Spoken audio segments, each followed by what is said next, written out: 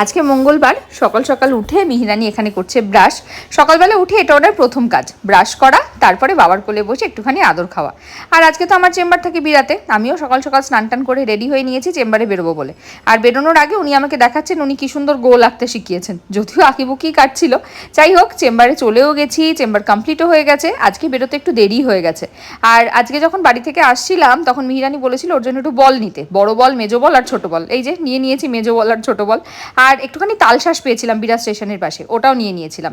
বাড়ি এসে দেখছি মিহি ঘুমিয়ে পড়েছে, তাই জন্য আমিও একটুখানি ফ্রেশ হয়ে নিলাম, লাঞ্চটা কমপ্লিট করে নিলাম, তারপরে একটু রেস্ট নিয়ে নিলাম। আর বিকালবেলা উঠে আবার আমি রেডি হয়ে গেছি, বনহুগলিতে চেম্বার থাকে ওখানে যাওয়ার জন্য। আর লিপিদি এসেছিল, লিপিদির সঙ্গে এখানে উনি নিয়ে বল খেলছেন। এই হচ্ছে ওনার ছোট বল, আর ওই যে সাইডে আছে বড় বল, আর তার সঙ্গে একটা মেজো বল। যাই হোক, খেলাধুলা তো ওদিকে হলো, আর আমি চেম্বার করে চলেও এসেছি রাত্রিবেলা। এসে ওকে ডিনার টিনার করি, একটুখানি খেলাধুলা করছিলাম।